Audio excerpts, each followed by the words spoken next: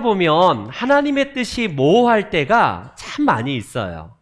성경 전체가 하나님의 뜻이라고 하지만 막상 내가 이쪽으로 가야 될까, 이쪽으로 가야 될까, 명확하게 점쟁이처럼 이 길로 가라 라고 하는 것이 좀 애매할 때가 있어요. 점쟁이가 가르쳐 준 것처럼 이 길로 가 라고 하면 갈 텐데 그게 아니라 분별해야 되고 기다려야 되고 그럴 때가 있습니다. 그래서 어디로 가야 될지, 어떤 걸 선택해야 될지, 무엇을 해야 될지를 우리는요, 하나님의 뜻을 구하기 위해서 때로는 금식도 하고, 때로는 목회자나 주변에 성경을 또 신앙적인 연륜이 있는 분들을 찾아가서 상담을 하기도 합니다. 그런데 성경에 보면 명확하게 하나님의 뜻이 주어지는 말씀들이 가끔씩 나와요. 그 말씀들은 고민할 필요가 없습니다. 작정기도해서 이걸 해야 되나 말아야 되나 그런 게 아니라 이렇게 하는 게 하나님의 뜻이다라는 하나님의 말씀이 의외로 많습니다. 예컨대 데살로니가전서 4장에 보면 명확하게 하나님의 뜻이 이렇다라는 것이 나오거든요. 우리 한번 읽어보겠습니다. 시작.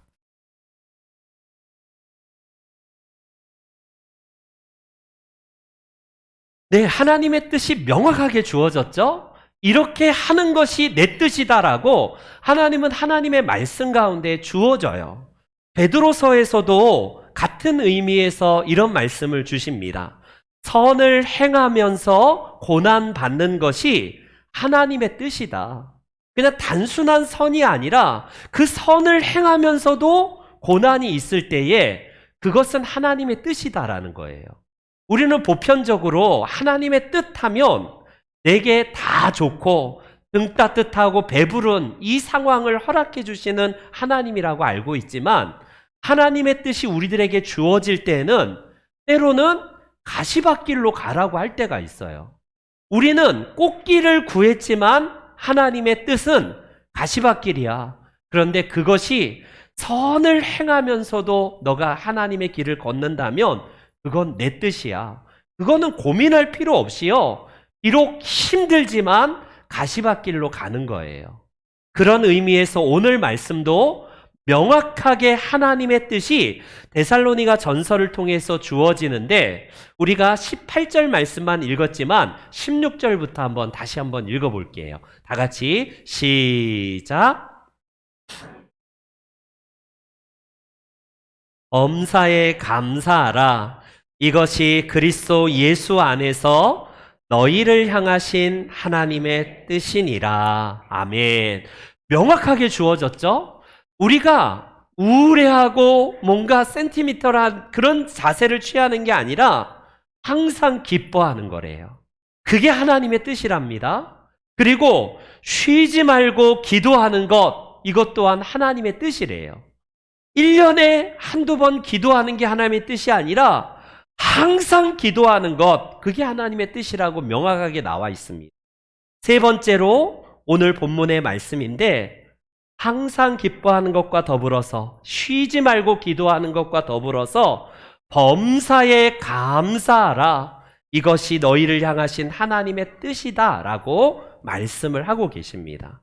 여기서 우리는요, 오늘 추수감사주의를 통해서 이 18절 말씀을 통해 세 가지 시제를 기억하기를 원해요.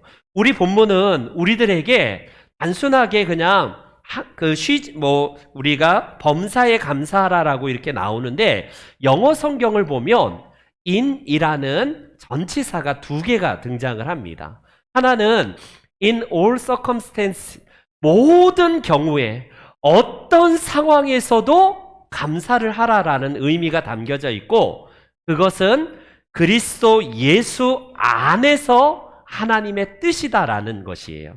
이 두 가지 전치사가 반복되고 있다는 것을 보면 무슨 의미냐면 우리가 감사하는 것은 내게 꽃길이 주어지고 내게 형통의 길이 주어져서가 아니라 모든 상황에서도 감사합니다. 이게 하나님의 뜻이에요. 예를 들어서 오늘 아침에 여러분 아침에 교회 오다가 넘어졌어요. 넘어졌는데 하필 막 코가 깨지고 막 그래요. 뒤로 넘어졌는데 코가 앞으로 깨지네요. 이런 상황이 닥쳤다. 그래도 감사가 나오는가 그겁니다. 그런 삶에서 우리는요, 하나님 앞에 감사하라라는 의미인데, 저와 여러분들이 감사도 예수 그리스도 안에서 하라는 의미로 오늘 본문에 우리들에게 주어진 말씀입니다. 오늘 저는 세 가지 시제를 통해서 저와 여러분들이 범사에 감사해야 될 이유와 감사해야 될 그 참된 가치를 발견하길 원해요. 첫 번째로는 이 범사와 예수 그리스도 안에서 감사의 의미는 어떤 의미를 가질까요? 그것은 바로 하나님 앞에서 지나온 모든 과정과 지나온 모든 과거와 지금까지 베풀어 주신 하나님의 은혜를 깊이 생각하라라는 의미입니다. 어떤 사람이 꿈을 꿨는데 천사에 이끌려서 하늘에 이제 하나님 나라에 갔어요. 거기 하나님 나라에 도착했는데 한 창고에 보니까 하나님께서 예비해 놓으신 보화가 거의 다 이제 성도들에게 다 부어졌습니다. 어떤 창고냐면 기도 창고, 간구 창고라고 한 그 창고를 봤습니다. 아니, 왜 이렇게 창고에 왜 이렇게 많은 보화들이 다 사라졌습니까? 했더니 이 땅에서 기도하고 있는 하나님 나라의 백성들의 기도를 하나님께서 들으시고 그 하나하나를 응답하시면서 주었기 때문에 창고가 비었다. 이렇게 말합니다. 두 번째 창고를 갔는데 그 창고에는 많은 보화가 그냥 가득 산더미처럼 쌓이고 거의 이 보화들이 사라지지 않는 것을 목격해요. 그래서 성도가 천사에게 물어봅니다. 아니, 이 창고에는 왜 이렇게 많은 보화들이 쌓여 있습니까? 네, 하나님께 기도한 성도들에게 하나님께서 응답하심에 대한 감사를 하면 그 감사에 대한 보답으로 하나님께서 이 보화를 내리기 위해서 쌓아놓았지만 감사하는 자가 적기 때문에 이 창고에는 이렇게 많은 보화가 쌓여 있습니다 라고 이야기를 합니다. 그러면 어때요? 우리는 하나님 앞에 보편적으로 간구와 이적을 구하는 기도, 어려울 때 하나님을 찾는 기도를 해요. 그러나 그 기도가 응답이 될 때에 그 응답받은 거에 대한 감사가 내 안에 있는지 한번 점검해 보십시오. 우리가 하나님 앞에 기도와 기적을 구하는 사람은 많지만 정작 그 기도의 응답에 따라서 하나님 앞에 감사로 나아가는가를 점검하셔야 된다는 거예요. 예컨대 우리 히스기야 왕을 한번 보십시오. 유다의 왕 중에 손꼽히는 몇 안 되는 선한 왕입니다. 평생 하나님 중심으로 선정 정치를 베풀었고요. 다윗의 길을 걸어갔고 우상 숭배의 모든 것들을 다 척결했던 훌륭한 믿음의 왕이에요. 그런 그가 여러분 이 믿음의 왕에게도 여러분 죽을 병이 찾아온다는 거예요. 이게 참 설명할 수 없는, 이해할 수 없는 일 아닙니까? 아니 이렇게 믿음 좋은 왕이라면 100세 120세 만수를 누리다가 건강하게 살다가 하나님 나라 가는 게 우리의 상식 아니에요? 그런데 히스기야 왕이 이제 그가 죽을 병에 걸려서 쉽게 말하면 병원에서도 포기한 거예요. 당신 끝났습니다. 이제 사형 선고가 내려진 이 상태에서 히스기야 왕은 어떻게 했습니까? 눈물로 하나님 앞에 기도했어요. 하나님, 은혜를 베풀어 달라고, 내 병을 고쳐 달라고 하나님 앞에 눈물로 간구하여서 무려 그 응답으로 15년의 기도 응답을 누리게 됩니다.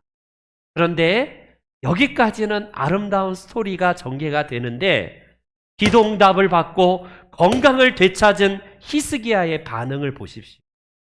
우리가 이럴 수 있다는 거예요.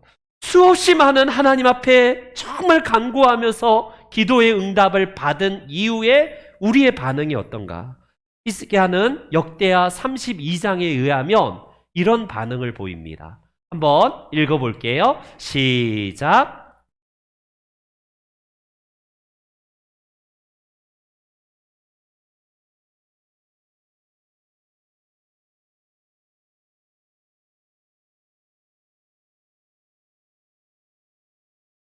네, 거기까지 하겠습니다. 여러분, 기도의 응답을 간구를 위해서 눈물 뿌려서 기도한 것. 그래서 하나님께서 그에게 응답을 주시고 이적을 베풀어 주셔서 여러분 병이 났어요. 여기까지 되면 그 이후에 하나님의 은혜입니다라고 그 은혜를 간직해야 되지 않습니까? 그런데 히스기야 왕의 반응은 의외예요. 그 다음에 그의 마음이 교만해졌다라고 성경은 기록을 합니다. 그 은혜를 전혀 보답하지 않는다라는 이 말씀을 하고 계세요. 그리고 우리가 왜 이렇게 때로는 이런 일들이 벌어질까? 가끔씩은 기도해서 하나님 앞에 간구해서 우리가 구할 때가 있습니다. 예컨대 도무지 넘사벽에 시험 앞에 우리는 그 합격을 예상할 수 없는데 하나님 앞에 기도했을 때에 하나님이 응답을 주실 때도 있어요. 바랄 수 없는 승진, 어느 날 승진 명단에 내가 딱 하고 올라온 것을 보고 와, 이거는 기적이에요. 하나님 앞에 구한 것입니다. 그동안 병에 걸려갖고 여러 해 동안 힘들어서 하나님 앞에 은혜를 구했는데 불치병 같은 그 병들이 하나님께 은혜로 우리가 건강을 회복할 때가 있습니다. 히스기야처럼. 우리의 자녀들이 늘 비뚤어 나가고 늘 말썽만 피우고 눈물로 기도했는데 그 기도가 어느 날 응답되어서 여러분 우리 자녀들이 새 사람이 되고 정말 아름다운 믿음을 가질 때에 얼마나 큰 은혜입니까? 그럴 때 우리는 하나님 앞에 이렇게 기도해요. 하나님 감사합니다. 내가 절대로 이 은혜 잊지 않을게요. 평생 내가 잊지 않겠습니다. 말은 잘해요. 그러나요? 히스기야처럼 시간이 지나면서 결과적으로 그 은혜를 보답하지 아니한 사람들이 있었다는 거예요. 언제 그랬냐는 듯이 내가 잘했기 때문이지 뭐, 이건 우연이지 뭐 하면서 결과적으로 하나님께서 베풀어 주시는 은혜를 잊어버릴 때가 가끔씩 있습니다. 누가 교만한 사람이냐면 히스기야를 보면요, 여러분 감사가 없는 사람은 당연히 교만한 사람이 된다는 거예요. 우리에게 있어서 중요한 것은 무엇이냐면 지나간 과거를 한번 쭉 우리가 생각을 해보십시오. 여러분 영어에 생각하다와 영어에 감사하다가 같은 어원에서 나왔다는 거 아시죠? think와 thank, 이 생각하면 곧 감사가 나온다는 거예요. 감사는 어디에서 나오냐? 생각을 하면 그게 감사가 나온다는 의미가 담겨져 있는 단어입니다. 여러분 찬송가의 작시자 429장의 작시자를 보세요. 세상 모든 풍파 너를 흔들어 약한 마음 낙심하게 될 때에 왜 이렇게 내게 고난이 많지? 고난을 생각하고 저주를 하고 불평을 세워보는 게 아니라 왜 이렇게 내가 복이 없지? 그게 아니라 그동안 내게 내려주신 주의 복을 세어보아라.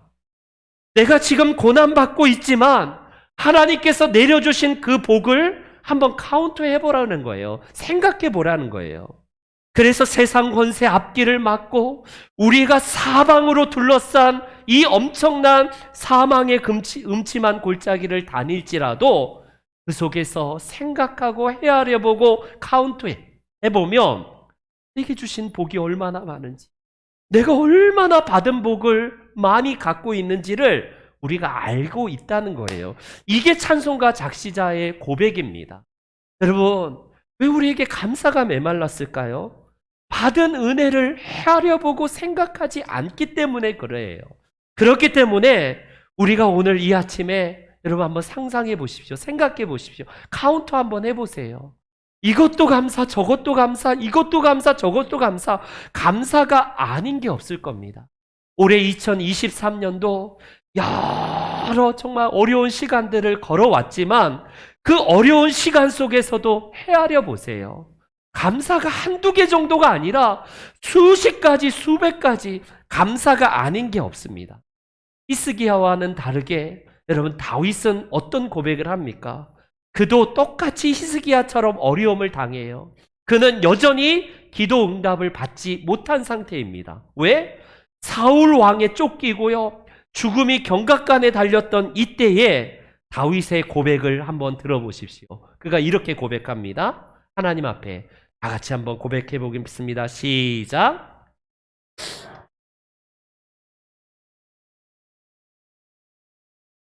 아멘. 다윗은 기도 응답을 받아서 편안한 상태, 이제 더 이상 사울이 자기를 쫓아오지 않는 상태에서 이 고백을 한 게 아니에요. 여전히 사울 왕의 그 죽음의 그늘에서 벗어날 수 없는 이 위기 속에서도 헤아려 보니까 하나님의 은혜거든요. 그러니 자기 영혼을 향해서 낙심이 찾아오고 불평이 찾아오고 원망이 찾아올 때마다 영혼에게 여러분 명령을 합니다. 내 영혼아, 하나님의 은택을 잊지 말자. 다윗아, 네가 어떻게 여기까지 하나님께서 인도해 하셨는지를 생각해라 라고 하면서 자기의 영혼에게 여러분 명령을 하고 있다는 거예요. 이럴 때에 여러분 사람이 교만해질 수 있습니까? 겸손하고 하나님의 은택을 이루 헤아릴 수 없다는 사실에 감격할 수밖에 없는 거예요. 우리도 올 한 해 하나님께서 과거부터 지금까지 인도해 하셨던 것들을 한번 카운트해 보십시오. 오늘 밤에 A4 용지를 꺼내놓고 감사합니다라는 것을 하나하나 적어보시기 바랍니다. A4 용지 한 장이 모자르고요. 여러분 수십 장에 걸쳐서 감사가 아닌 게 없을 정도로 헤아릴 수 없는 감사를 주신 우리 하나님을 꼭 우리가 기억하시는 복된 성도님들 되시기를 축원합니다. 두 번째, 이 범사에 감사하라는 이 시제는 지금의 현재 상황에 감사하라는 의미와 더불어서 지금 주어진 것에 어떤 것일지라도 너희들이 받아들이라 라는 말이에요. 여러분, 감사를 우리는 어떤 것을 선물로 받을 때에 감사가 생기는 게 아니라 감사는 어떤 자에게 주어지냐면 은혜를 아는 자에게 하나님께서 주세요. 제가 인간의 이 심장이 몇 번 뛰는지 한번 검색해 봤더니 하루에 한 10만 번 뛴다고 하더라고요, 심장이. 그리고 더 놀라운 것은 우리의 인간 몸속에 있는 혈액이 얼마나 달리고 있고 계속 이렇게 운동하고 있는지 봤더니 2억 7천 킬로미터. 이거 너무 막연해갖고 지구가 몇 바퀴를 도는지 한번 검색해 봤더니 2억 7천 킬로미터는 하루에 우리 몸속에서 혈액이 흐르는 운동량이 지구의 6,750바퀴를 오늘도 움직이고 있어요. 돌고 있어요. 여러분, 그리고 우리의 폐를 통해서 하루에 숨을 쉬는 게 2만 번 넘게 자연스럽게 오늘도 우리는 숨을 쉬고 있습니다. 우리가 이 모든 것을 명령해서 야, 너 심장아 뛰어 이렇게 말을 하지 않아도 불구하고 심장은 하나님께서 지으신 것에 따라서 심장은 뛰고 있어요. 혈액은 오늘도 24시간 동안 지구의 6,750바퀴를 돌면서 운동하고 있다는 겁니다. 놀랍게도 우리의 폐에서 전혀 어려움 없이 우리는 숨을 자연스럽게 쉬고 있다는 거예요. 이 모든 것이 조금만 어긋나면 우리 못 살아요.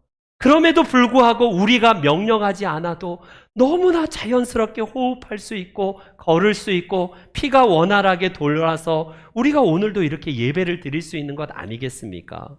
우리에게 있어서 놀라운 것은 하나님께서 지금 현재에 우리가 감사할 것들을 헤아려 보면 너무 많다는 거예요. 문제는 뭐냐? 우리는 늘 구하는 게 왜 남들보다 적게 주십니까? 왜 나에게는 왜 안 주십니까? 이거거든요. 정작 중요한 것은 정말 환경일까? 여러분, 기적이 모자라서 우리가 감사가 부족한 게 아니더라고요. 출애굽기에 보면 이스라엘 백성들이 기적이 모자랐습니까? 먹을 게 부족했습니까? 그에게 하나님의 놀라우신 이 놀라운 신비가 사라졌기 때문에 불평하는 거예요? 아닙니다. 그들은 기도 제목이 어떤 거였습니까? 하나님, 제발 이 지긋지긋한 애굽에서 우리를 건져내달라고 얼마나 오랜 세월 동안 기도했어요. 그 응답에 따라서 그들이 모세를 통해서 여러분 출애굽을 했습니다.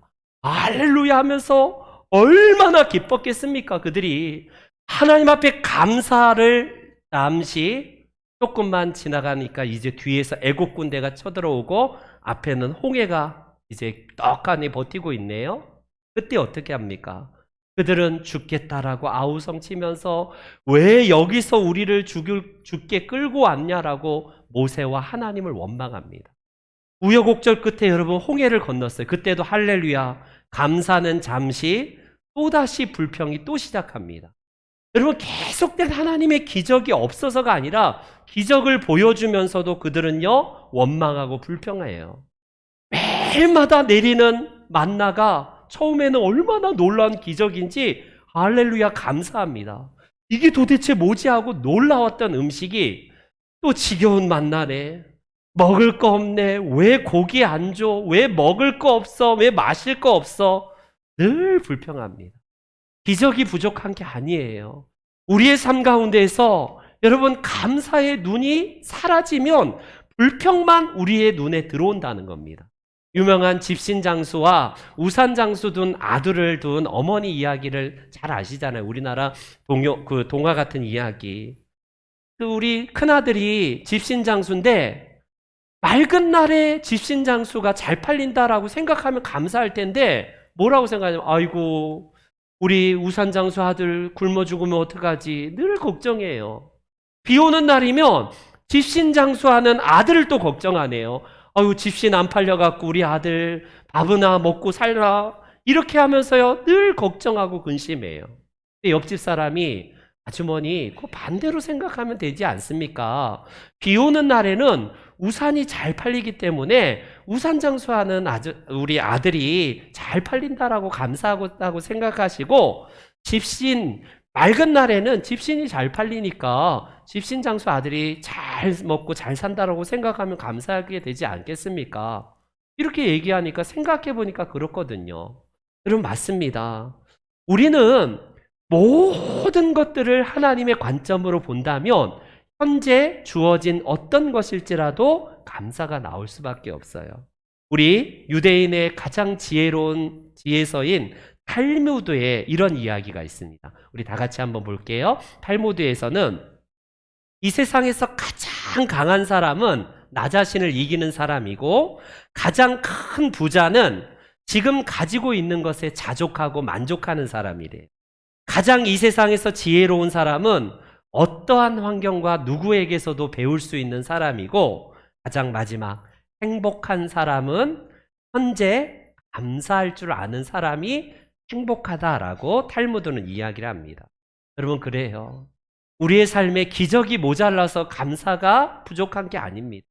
하나님 앞에 현재를 감사하고 항상 감사하는 마음으로 살아간다면 여러분 골로새서의 말씀과 같이 이런 말씀으로 우리가 항상 기뻐하고 감사해야 돼요. 무엇을 하든지 말에나 일에나 다 주 예수 그리스도의 이름으로 하고 그분을 힘입어 하나님 아버지께 감사하래요. 말할 때마다 여러분 감사를 놓치지 마시기 바랍니다. 일할 때마다 하나님 일할 수 있는 은혜 주시고 오늘도 건강 주셔서 감사합니다. 모든 일에 하나님 앞에 불평이 아니라 감사를 할 때에 우리 하나님께서 그 감사를 통해서 또 다른 감사의 축복을 허락해 주실 줄 믿습니다.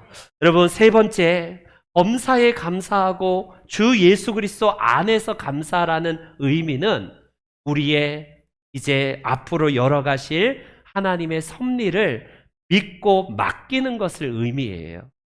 우리는 지금 상황은 어찌 보면 객관적으로 보면 남들보다 지독하게 운이 없고 복이 없어 보일 수도 있어요. 늘 하나님의 은혜를 구했지만 오히려 상황은 호전되기보다는 불황이고 사업은 더 마이너스고 통장 잔고는 더 어려워지고 우리 자녀는 더욱더 비뚤어질 수 있는 상황일 수도 있습니다. 그런데 현재의 그 상황을 보고 해석하면 안 돼요. 우리의 지금의 이 상황을 보면서 하나님께서 앞으로 열어가실 것에 대해서 믿음으로 맡기는 것이 범사에 감사라는 의미입니다. 여러분 인생은 해석이라고 하지 않습니까? 지금 제가 이 안경에다가 빨간색 빨간색 안경을 쓰면 세상은 다 빨간색으로 보일 거예요. 파란색으로 안경을 쓰면 세상이 다 파란색으로 보일 겁니다. 마찬가지예요. 불평이라는 안경을 쓰고 있으면 이것도 불평, 저것도 불평, 원망, 근심, 늘 나는 이것밖에 안 되나, 그것밖에 안 보여요. 그러나 우리의 안경이 감사의 안경을 써서 앞으로 하나님께서 열어가실 길들을 믿음으로 맡기면요, 하나님께서 그대로 이루어 주시는 하나님이신 것을 오늘 본문은 말씀하고 있는 거예요. 예컨대 여러분, 1871년도에 미국에 엄청난 화재, 대화재가 일어난 적이 있습니다. 세계사적으로도 유명했던 시카고 대화재인데, 이때 두 번째 날에 시카고에 있는 모든 다 건물들이 다 타버릴 때에, 여러분, 교회라고 예외입니까? 교회라고 하나님께서 그냥 거기만 안 타게 하세요? 그때 목회했던 무디 목사님의 교회가 15년 만에 정말 공들여서 목회했던 그 교회가 다 불타버렸어요. 그 무디가 시리에 빠지고 이제 큰일 났다라고 생각해서인지 이 많은 기자들이 찾아와서 비아냥거리면서 이렇게 말했다고 합니다. 무디 목사님은 평소에 설교할 때마다 하나님은 전지전능하셔서 무엇이나 다 하실 수 있다라고 하셨는데 왜 전지전능한 하나님이 이 교회가 불타는 것을 왜 막지 못했죠? 라고 이렇게 비아냥거리면서 물어봅니다. 그때의 무디는요, 이렇게 답을 했다고 해요. 저는 여러 해 전부터 더 큰 교회를 달라고 하나님께 기도했습니다. 성도들이 들어오기에 너무 좁아서 더 큰 교회를 위해서 기도했는데 하나님의 응답으로, 기도의 응답으로 불이 탔습니다. 오히려 하나님께 감사를 드립니다. 이렇게 답을 하니까 너무 어이가 없는 거예요. 아니, 불타버린 이 상황에서도 감사하다는 말이 나오는 것도 어이가 없을 뿐더러 불탄 게 오히려 하나님의 뜻이고 하나님의 뜻 가운데에서 이제 더 큰 교회를 주실 것에 대해서 감사하니까 어이가 없습니다. 지금 혹시 목사님 돈을 혹시 교회 헌금을 많이 가지고 혹시 탈출하신 거 아니에요? 뭐 돈이나 있습니까? 저는 한 푼도 가지고 나오지 못하고 그냥 잠옷바람으로 그냥 뛰쳐나왔지만 딱 한 가지, 하나님의 말씀인 성경을 가지고 나왔습니다 라고 하면서 말씀으로 이렇게 얘기해요. 비록 저에게는 돈이 없지만 하나님의 말씀으로 하나님께서 더 큰 교회를 주실 겁니다 라고 이렇게 말을 하니까 대화가 안 되지 않습니까? 놀랍게도 몇 년 후에 무디가 영국 교회와 미국 교회를 다니면서 부흥회를 할 때마다 큰 은혜를 주셨고, 무디의 교회가 불탔다는 소식에 여러 교회, 특별히 영국 교회에서 거금의 헌금을 보내어서 그 시카고의 큰 교회, 진짜 무디의 선포처럼 하나님께서 더 큰 교회가 시카고에 세워졌다라고 할 수 있습니다. 여러분, 무디에게 중요한 건 무엇이냐면 환경이 문제가 아니라는 것을 이야기하는 거예요.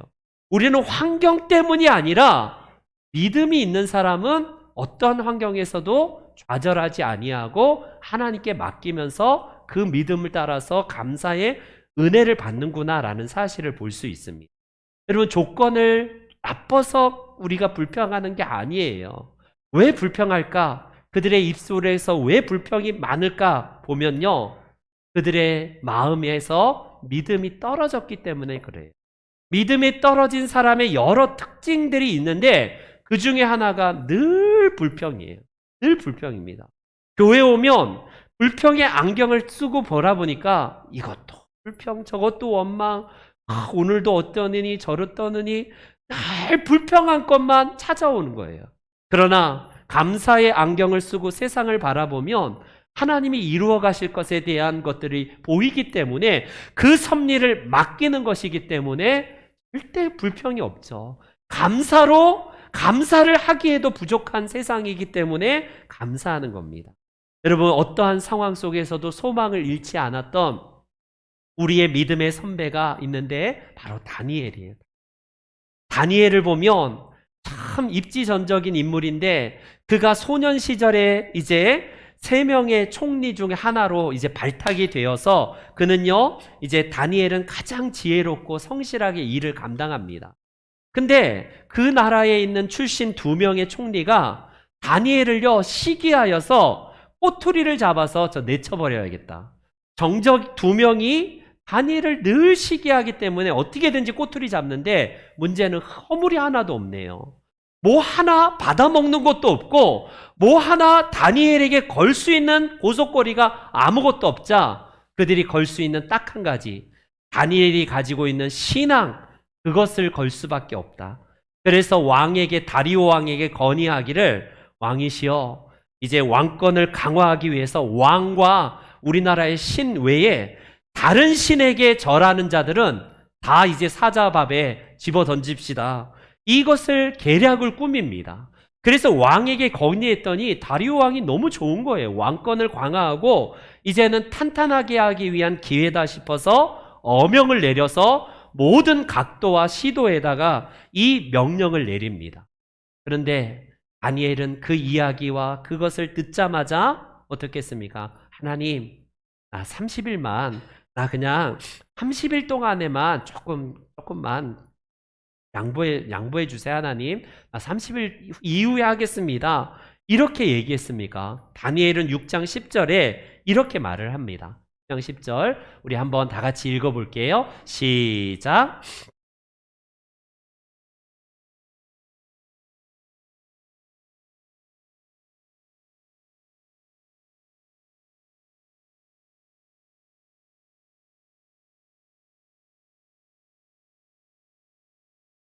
여기서 세 가지 한번 단어를 한번 보세요. 엔터를 치면 나오는데요. 세 가지가 딱 나와요. 네, 한번 엔터를 쳐보세요. 알고도 알았습니다. 그리고 그는요 전에 하던 대로, 그리고 마지막 하나님께 감사했더라. 이 단어를 좀 주의하여서 보이십시오. 여러분, 다윗은 몰랐던 게 아니에요. 자기가 하나님 앞에 기도하면 그는 사자밥에 던져질 것을 알지만 그는 하나님 앞에 늘 하던 대로 하나님 앞에 기도하기를 멈추지 않습니다. 이게 다니엘의 믿음이에요. 우리는 뭐가 감사한 것이냐면 하나님께서 우리들에게 펼쳐주신 것들이 때로는 가시밭길처럼 보일지라도 감사를 하던 대로 하는 사람에게는 어떤 것도 여러분 그를 넘볼 수 없다는 겁니다. 하나님 30일만 좀 기다려 주시고 내가 30일 이 무장 해제되고 나서 그때 기도하겠습니다. 이렇게 하지 않아요. 그는 여전히 같은 방식으로 하나님 앞에 기도했을 때에 하나님께서 사자의 입을 막으셔서 그를 다시 살려주시지 않습니까? 감사할 수 없는 상황에서도 그는 역설적으로 눈물로 기도하고 통곡하면서 저주 섞인 기도, 성토하는 기도가 아니라 감사의 기도를 드렸다라고 말씀을 합니다.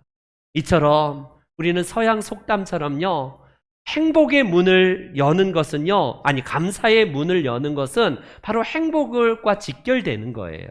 반대로 불평의 문을 열면요, 우리의 모든 것들이 다 날아가요. 이게 바로 우리들의 삶의 모습입니다. 그렇기 때문에 여러분, 다니엘과 우리 무디처럼요, 하나님 앞에 맡겨보십시오.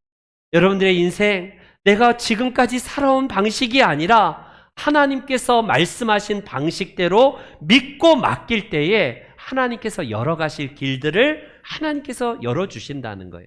이제 말씀의 결론을 맺겠습니다.